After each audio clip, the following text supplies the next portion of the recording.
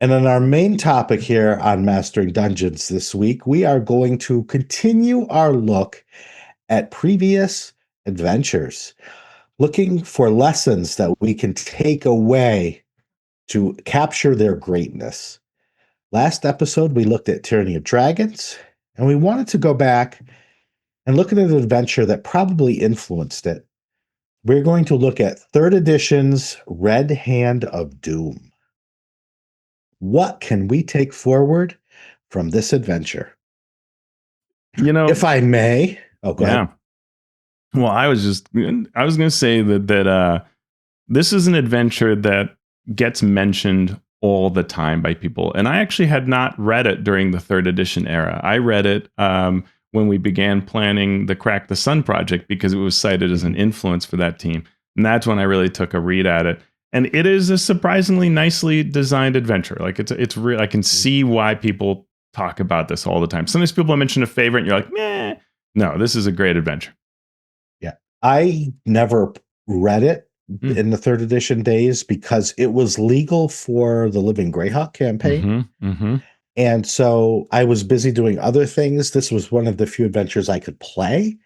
So I didn't read it. I then afterward went back and read parts of it, and I got the same impression you did. A very solid design. And here is the back cover matter. The Worm Smoke Mountains shook with the thunder of 10,000 screaming hobgoblin warriors. From the phalanx emerged a single champion. One by one, the tribes fell silent as the warlord rose up, blue scales gleaming along his shoulders. Horns swept back from his head. 100 bright yellow banners stood beneath him, each marked with a great red hand. He stood upon a precipice and raised his arms. I am Azar Kul, son of the dragon, the warlord bellowed. Hear me. Tomorrow we march to war. Red Hand of Doom is a Dungeons & Dragons adventure designed to take characters from level 6 to level 12, but we later find out maybe it was actually 5 to 11. Confronted with the relentless advance of Azar Kul's horde, the characters must undertake vital missions to influence the outcome of the war. Can they shatter the armies of the enemy, or will Azar Kul's dream rain destruction upon the human lands? So right there, you're like, yeah, this is a campaign. This has some real stakes to it. Yeah, absolutely. It's a 128-page adventure. This is for 3.5, written 2006 by James Jacobs and Richard Baker. And James Jacobs would become editor-in-chief of Dungeon Magazine, leading him to work at Paizo Publishing. He describes himself as one of the chief architects of the adventure paths that began in Dungeon Magazine under Wizards and then under Paizo, building upon experience with works such as Red Hand of Doom and Expedition to the Ruins of Greyhawk. Richard Baker, he's known for many works across D&D history, including co-designing Birthright and Alternity. You could just stop there. 4E's Gamma World, okay. 2E and 4E's Dark Sun, I'm in love. And 5E's Lost Mind of Phandelver, get out of here, and many, many other things. I mean, Richard is just one of those incredible guys that will be so humble and quiet as he's just making yet another incredible contribution to our hobby. Yeah. Now, as I said, the adventure text says levels 6 to 12, but the designers later confirmed that it was actually intended for 5 to 11.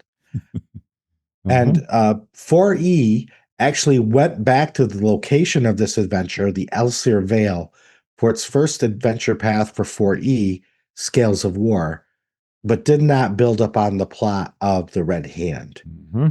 And of course, we are going to talk about this adventure in detail, so there are spoilers for this however many 20-year-old adventure.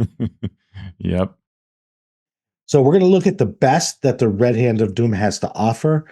And as before, I personally went in with 2 questions. What makes a great campaign? And what's the difference between a great campaign and a great adventure? And how does that affect the design of the campaign?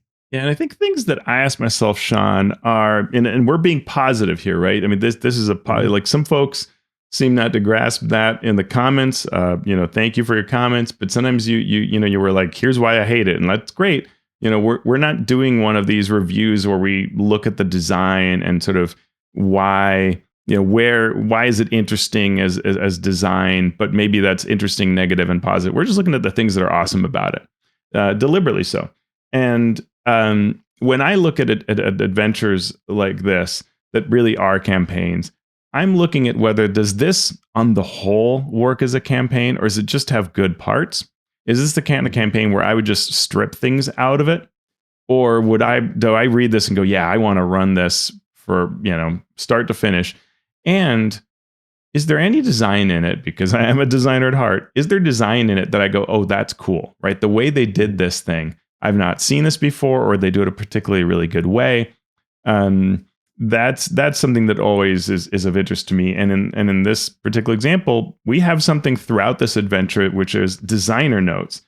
And it's hard to overstate how often it happens where you have these little sort of bars. And it's interesting, a lot of times you have sidebars, but these are often at the bottom. So I'm holding up an example for folks who are on the YouTube, where just at the bottom it gives you advice on this section. And then they will also have these gray sections that are called designer notes, like we see right here. And that combination will really help a lot. And they can be quite big, right? Like just there's a big chunk, this whole bottom segment. Half page. It's a half page that's giving you advice there.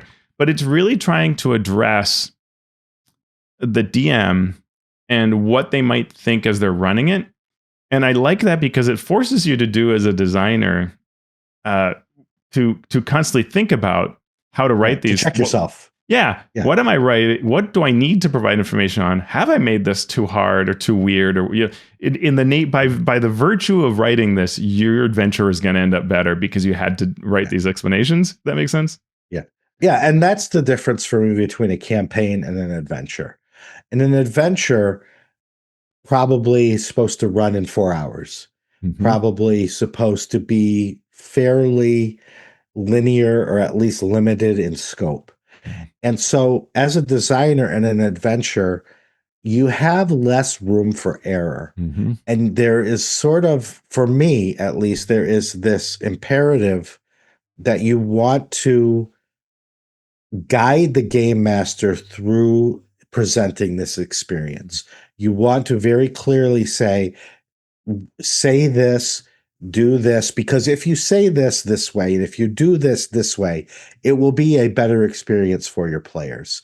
With a campaign, you not only have a little more room to maneuver, you actually want to give the game master and the dungeon master the room to move themselves, the room to create their own things, because you're not running this in 1 4-hour session. You're running this in 20 or 60 or 80 4-hour sessions. And so design notes like that for me are important. They can be important in an adventure, but they are extra important in a campaign where you want to say, this is how I would do it, or this is how I did it for this reason. But knowing that, you can now do various things with this material. Yeah, and this adventure is very interesting, or this campaign is very interesting in its approach towards this premise, right? So the adventurers are going to enter a frontier known as Elsyr Vale. They do not hail from here. So they come in and they stumble upon hobgoblins attacking a place. They're sort of ambushing on the road. And you quickly discover a part of a hobgoblin, that this is the part of a horde, part of a larger army that are following this Azar Cool, the half-dragon hobgoblin warlord you mentioned that was on the back cover. And they are blessed by Tiamat. So that is really interesting as a premise, that it's stopping this horde, influencing the outcome of the war. And what the plot does is it takes you from small skirmishes to larger battles, eventually arcing to, hey, you know what? We can't, this is a scale beyond what we can defeat. We cannot win just by standing at the walls. We've got to go out and take out the go cut the head of the enemy off and stop them from in fact bringing in infernal threats. And there's a nice kind of I think that's it's everything works on it. We talked about the elevator pitch last week, right? If you do the elevator Right. pitch of this adventure and are talking about, hey, there's this half dragon blessed by Tiamat, hobgoblin warlord that's just going to roll through this entire vale unless the heroes stop them. And the heroes will do that in sort of a series of ways as they sort of realize more about what's going on, ultimately realizing they must go directly to the Fane of Azarkul and take them out in the Fane of Tiamat. Awesome. Yeah. So much to add here. The first is the half dragon aspect of this. In third edition, there were templates for creating monsters, and one of the most popular was the half dragon because it added so much to a monster. It was so great, in fact, that it got overused to the point where you had things like half dragon sturges and half dragon oozes and half dragon animated objects. And the joke became that dragons will obviously mate with literally anything. Yeah. But that sort of trope of here's this creature and it's also a dragon. Yeah. Just feeds into the essence of what Dungeons and Dragons or what half of Dungeons and Dragons is, which is dragons. Yeah. There's no half dungeon template. No. So that was incredible. And it also does well the thing about revealing the small threat, then revealing the slightly larger threat, then revealing the even larger threat, and then having this figure be the ultimate goal of your adventuring career, which is defeat the general at the head of this army. Yeah. If you tip that hat too soon, the players are just going to want to go right there and deal with it. So you have to do it slowly. You have to build up to it, and then the characters will be at a place both mechanically and narratively where it then does make sense to go tackle that part of the problem. Yeah, and you'd mentioned the sort of 3E aspect of things with like half dragon templates and all that sort of thing. This adventure has a fair bit of that. I called it out a few parts in my notes that I added. But by and large, it does a really good job of being editionless in its premise and approach. And there are great adventures from all editions that manage to do that, right? There are 4E adventures that it doesn't matter what the system is. This is just a great story, a great tempo, great story beats, right? Like it's just a really smart way of deploying an adventure. It's a very satisfying campaign cadence that comes through it. And some of that is the repeated approach we talked about a little bit already, but it is the steady rhythm of discovering what to do in a very low key way, right? Like, we stop these bandits, we go to the town and they're like, yeah, we've been having these kinds of raider attacks. Could you go deal with the raiders? Because boy, this is going to be bad for the economy. All right, let's go deal with that. Oh, wait a minute. There's actually some really exciting stuff here. We're fighting a hydra. We're fighting a dragon on a bridge. We're fighting a worm lord who apparently heads this. Oh man, this is a huge army. And then you repeat that. Well, okay, now that we know it's an army, let's run away. Hey, you should go to the north and see what's going on there. Okay, we've, doing missions for elves where it becomes another version of that, concluding with a worm lord. There's almost at the end, there's a dragon fight right before, then there's a worm lord fight. You conclude with information that leads you to the next part, but it feels very natural. It's a very nice cadence that is easy for the DM to run. Guaranteed excitement because they're really cool battles and just it's a really nice cadence. Yep. Robin Williams talked about comedy being conceal, reveal, conceal, reveal. And drama and adventure like this is sort of the same way, right? You know that there's something there and you're worming no pun intended, worming your way into what the problem is. It's concealed. And then when you break through that barrier, it's revealed, giving you the impetus to go on to the next thing that is concealed, but will be revealed. And it was a little bit like that in Tyranny of Dragons Hmm. with the council, right? Right. It was the council meets, we talk about it. Okay, here's the thing we need to do next. You go off and do that. Oh, you've revealed more. Come back, Yeah. tell us. We will make that decision. And so that cadence is something that you Yeah. see in a lot of great campaigns. Hmm. Hmm. Yeah. And how about the level range? This is not a level Yeah. one adventure, Sean. And I think that's hugely important. This, whether you believe the adventure or the adventure designers, this starts at either level 5 or level 6. Yeah. When you deal with problems on the scale of war, there can be an issue with managing the challenge, Hmm. because first level characters running into a horde of even level 0 sorts of or CR0 sorts of monsters, it only takes one crit from a commoner Yeah. to deal a lot of damage. So that sort of scale is better for characters of a level 5 where you're pretty badass already. Yeah. You're capable of taking a lot of damage, and you're also capable of doing damage to a lot of people to enhance that large battle feel Yeah. without actually being as much danger as a lower level character would. Yeah, and I think it works really well with the aspect of them being heroes to other people. So you are throughout this adventure seen as important heroes who are saving this land, and even the captain of the guard or the troops that are ready to fight these others, they look up to you. You are the champion heroes of this realm, even if you didn't come from the realm. And so by being high level already, well, that works. Versus when you're first level, well, you're not that different from a house cat, right? Mhm. It's true.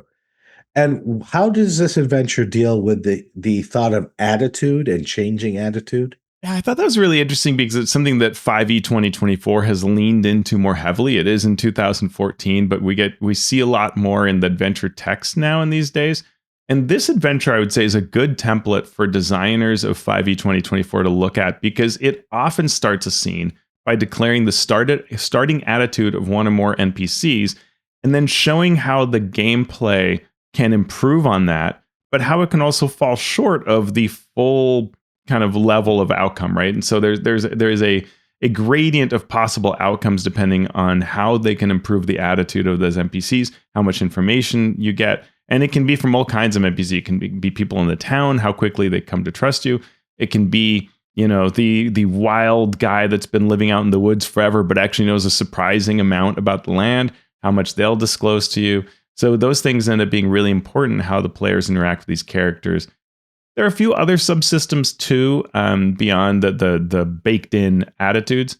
When we meet the elves and do various missions, there are alliance points we total up to determine what the elves will do, and this will help a lot in later battles against the horde. So those kinds of little subsystems that come out, victory points, and another piece, these are also used, I think, pretty nicely to impact the adventure. Yeah, in your own design, you don't need to make a system that is so intricate that you have hundreds of points, and Yeah. just the acknowledgement that here there is a gradient, there is a scale, and the Hmm. characters need to be aware of that there will be consequences for their actions. So even just saying, "Oh, you get 1 point or you lose 1 point," instantly turns the players on to this sort of thing. Yeah. Yep. And it will make them aware that, sure, you can go in and try to intimidate, or you can try to um, insult the elven leader, and it may be hilariously funny, but it will have an impact down the road that Yeah. you as the game master can massage, can don't have to be a stickler for, but you can at least have that little Yeah. bit of guidance Yeah. to carry the day. Yeah. And it organizes the DM as well, right? Which is good. Yeah. I like the way it handles time as well, because this horde is constantly advancing and it reaches various points on the map in a certain number of days. And there are some places where the characters, by succeeding at a mission, can delay that arrival.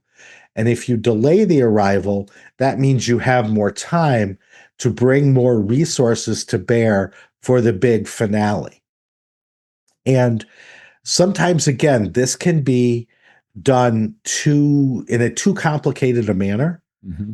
Mm-hmm. The way they do it here is really pretty simple, but really pretty powerful, which is you do this one mission and succeed, they're delayed by a day or two. You do this other one, they're delayed by another day. You do this one, they're delayed by 3 days.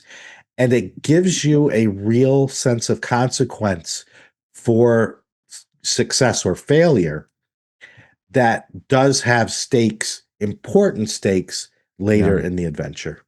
Yeah, and it's a really simple, I mean, but it's long span. So this is a day 1 to 65 on this chart. Yeah. That goes everywhere from, you encounter the Marauders near Drellin's Ferry to the end where they either attack, maybe destroy Brindle, right? And that's if you have not done earlier actions. So at 65, everything is lost if the players didn't do anything.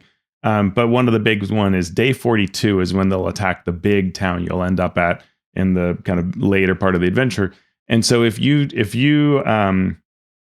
that's kind of the big thing you're trying to delay is they'll get to that big reinforced town. And if that falls, sort of everything falls, which is really kind of fun. And so it's neat, as you said, periodically you'll find these things that say, well, that delays you. If you destroy the bridge, you delay them by 3 days because they have to march around it.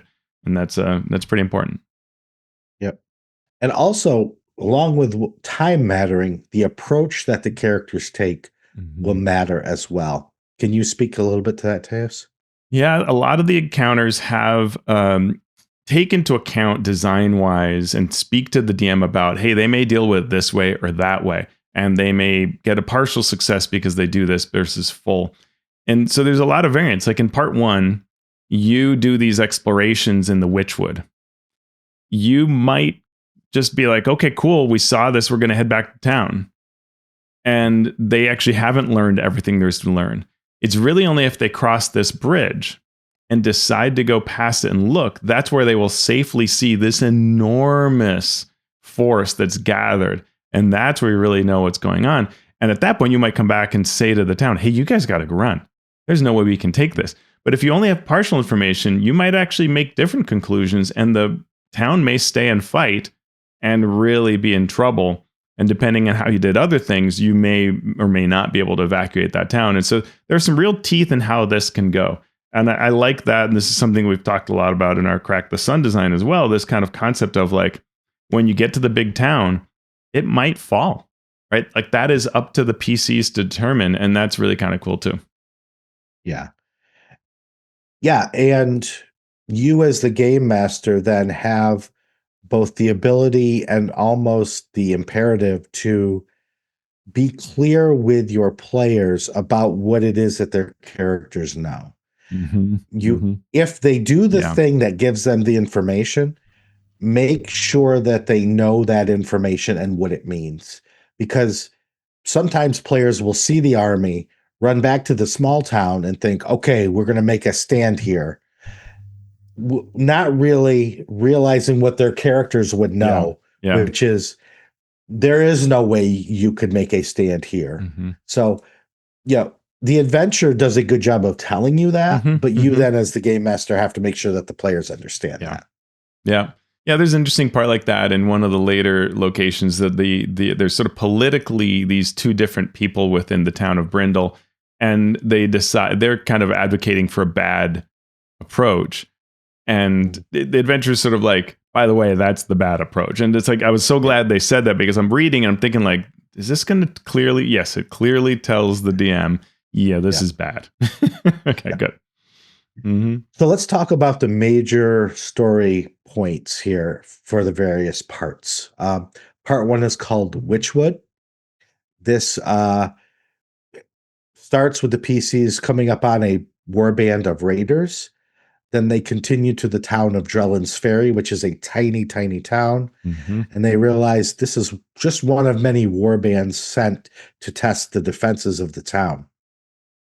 The town asks the PCs to take out the Marauders in the surrounding Witchwood, keep the road clear for commerce, And eventually, the characters realize that the Marauders are part of this enormous advancing army.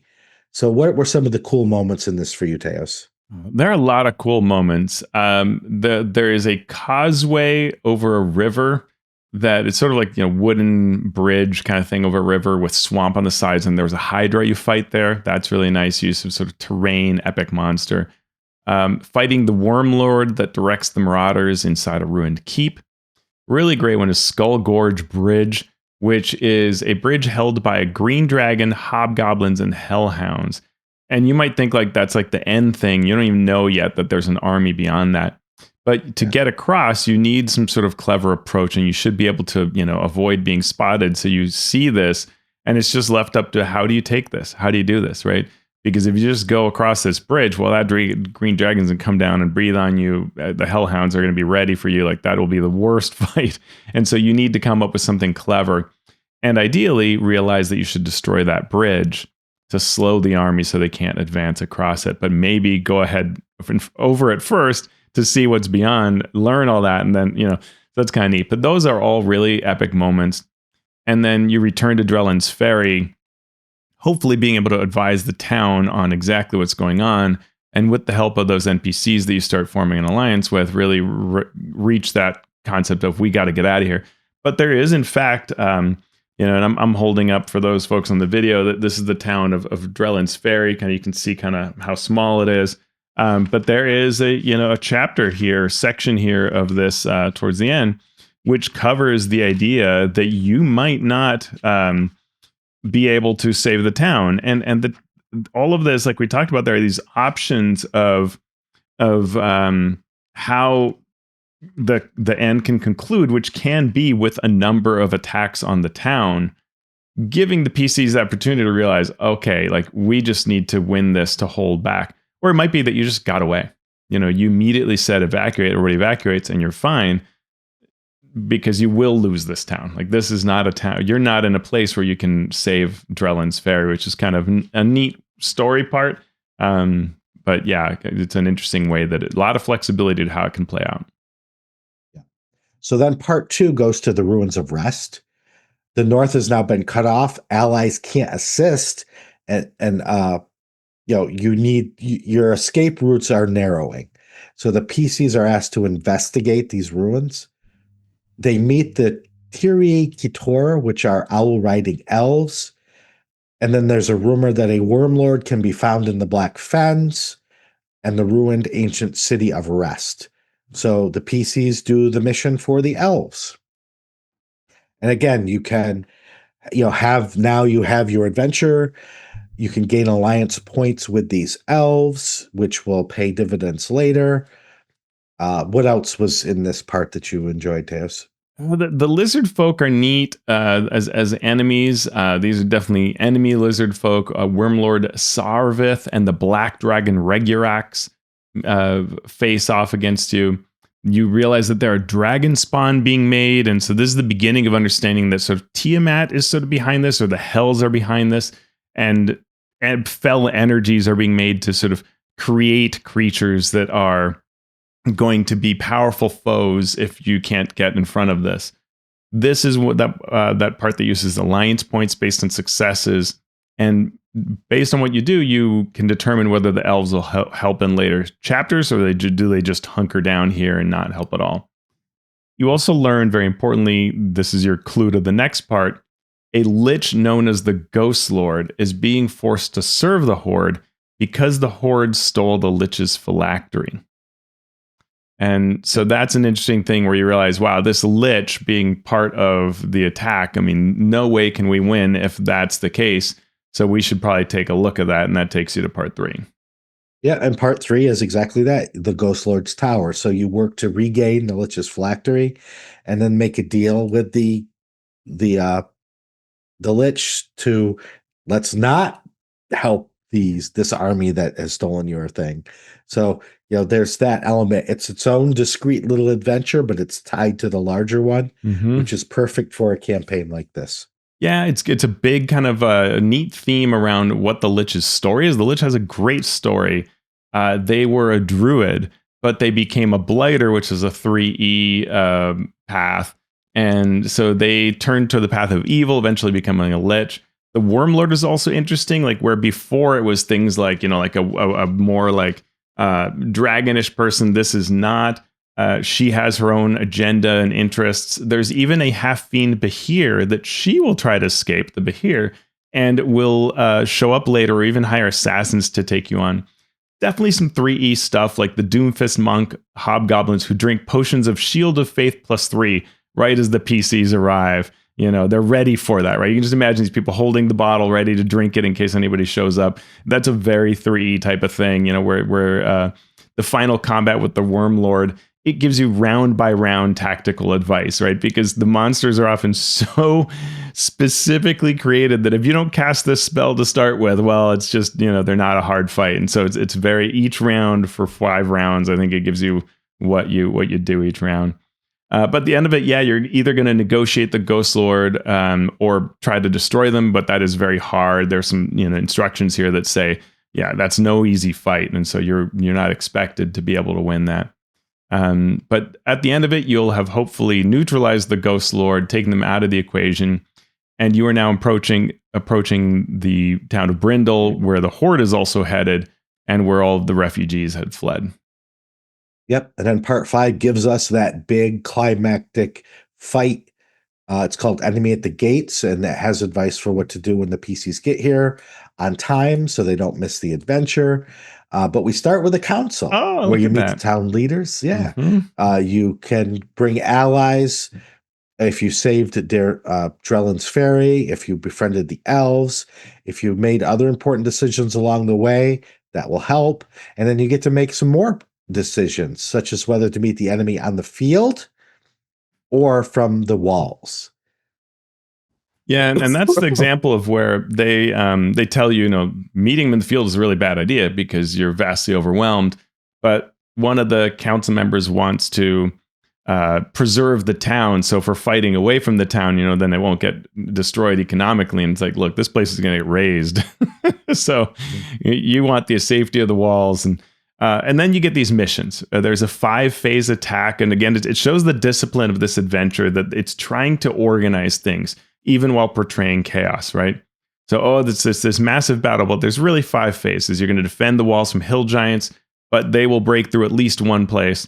The red dragon, our Abithriax, will attack the southern gate, and the heroes are called on to try to defeat him while they try to hold back the army that's pouring in through the walls. They're going to get through no matter what, but if you can defeat that red dragon, then that's a big victory. And then you're going to try to slow down the army from getting to the keep and the church, which are important parts of the town of Brindle. There are 5 waves of attackers. So it's serious. It feels like a big battle interactive that we would have had in 3rd edition. You can imagine the PCs, running through every spell and all that kind of thing.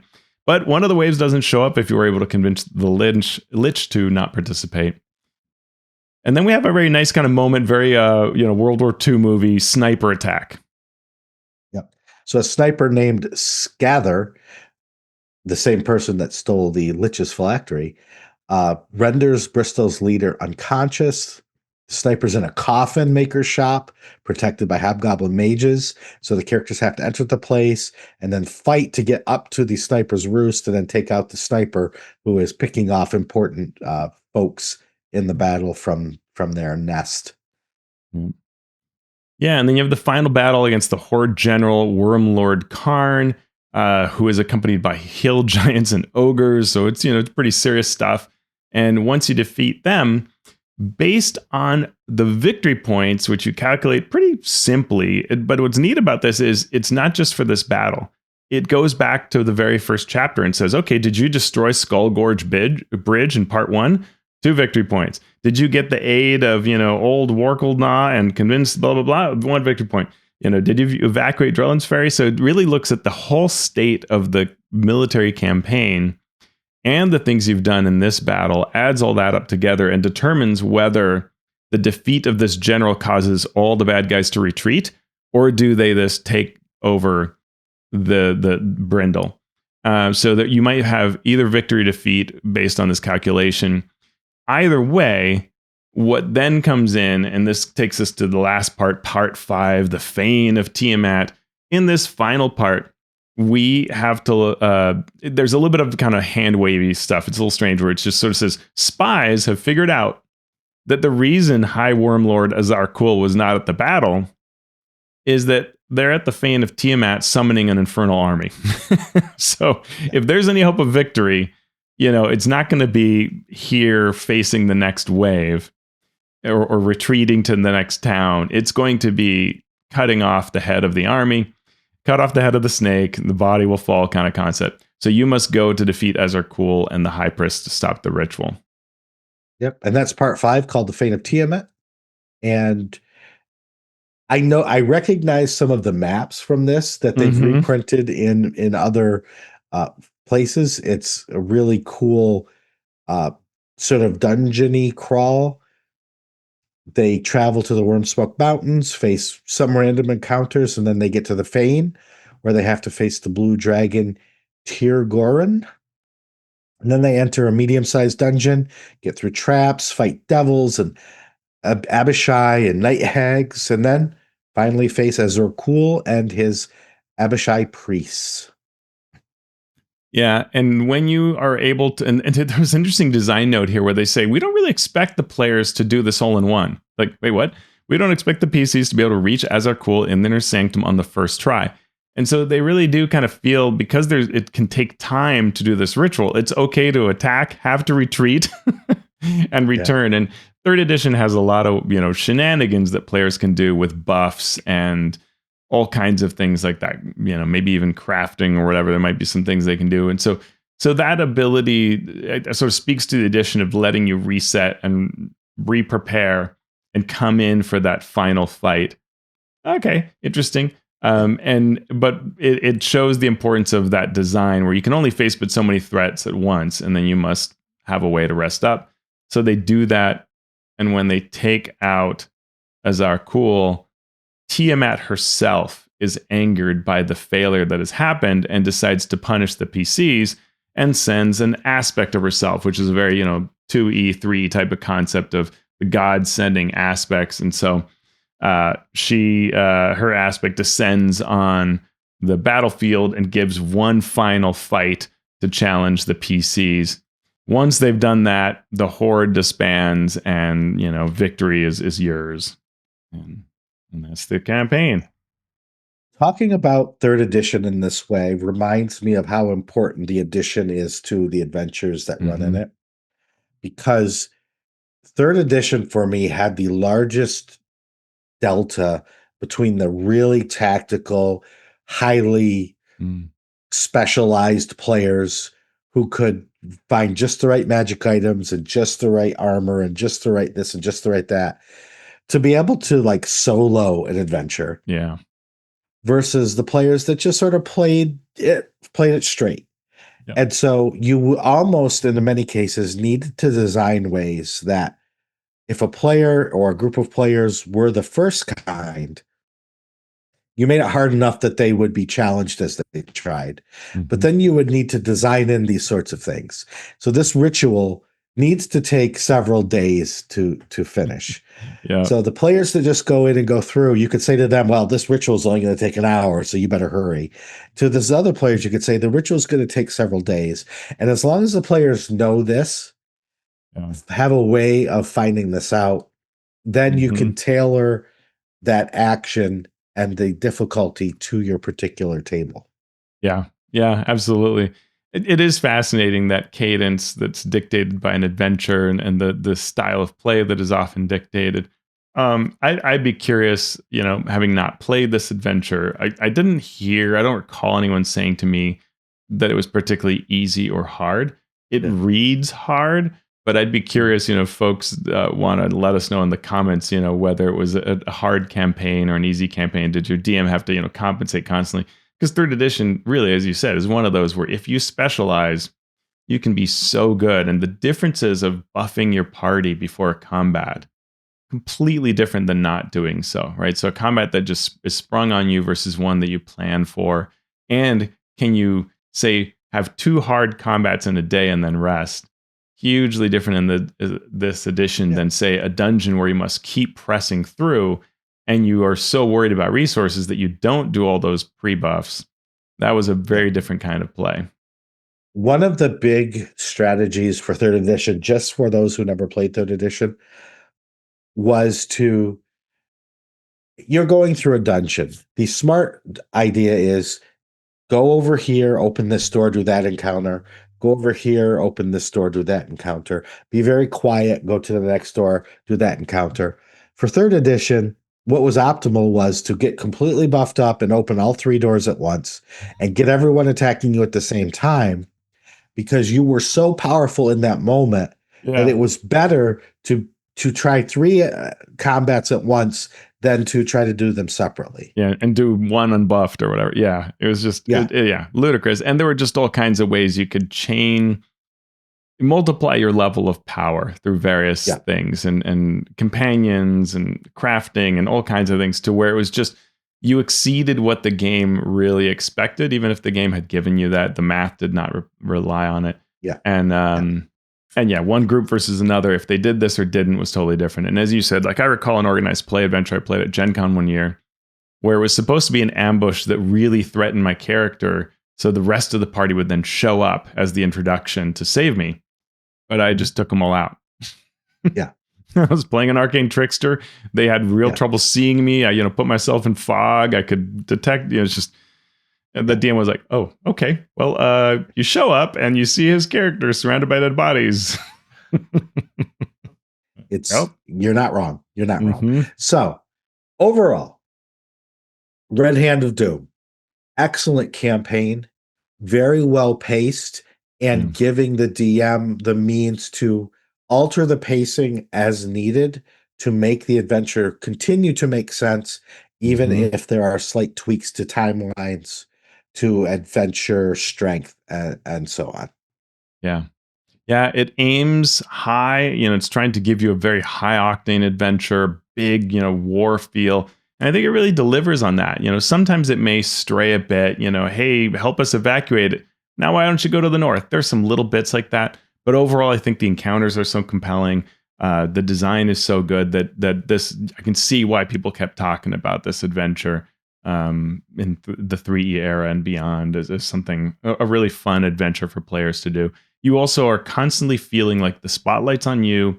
You, the heroes, are critical, important, but growing with, as you gain each level, the threats are growing with you in a natural way. Really fun. Excellent adventure to read through. Big congrats to Richard Baker and James Jacobs for having created, one of the masterpieces of third edition for sure. And you can see those influences not only in the adventure we just covered in Rise of the Horde and Rise, but also other adventures as well. You can see some of these parts being imitated and learned from by designers for sure. Yeah, there were many adventures after and a couple before that use this idea of defending the city from an army, going on missions to gain points that determined whether the city held, fell, or somewhere in between. And a lot of it was derived from this sort of concept. So a definite double thumbs up from Teos and I. If you're a game designer, you're going to want to read it and see what we saw and see if you see anything that we missed in the adventure. So thank you so much out there for listening. We really do appreciate everybody who chooses to spend a couple hours of their lives every week with us. You can return that admiration, if you will, by backing our Patreon. It's at patreon.com/masteringdnd. There are 3 levels of support. You can become a Master of Dungeon supporter. Our Master of Realms supporters get a special shout out in our show notes. And our Masters of the Multiverse normally get to hear me mangle their names. But Teos is going to do his penance today, and I'm going to do my dance. All right. Well, shout out to our fantastic fans. Thank you so much to Agile Monk, of Fantasy Companion Workshops, Keith Amon of The Monsters Know What They're Doing, Lou Anders of Lazy Wolf Studios, Craig Bailey, Rudy Chainsaw Basso, congrats on the project with 9 Worlds, David Bastianson, Derek the Bearded GM, Steve Bissonette, Merrick Blackman, Ostjan from Duality Press, Calvin Bridges Avalos, Bro Babalan.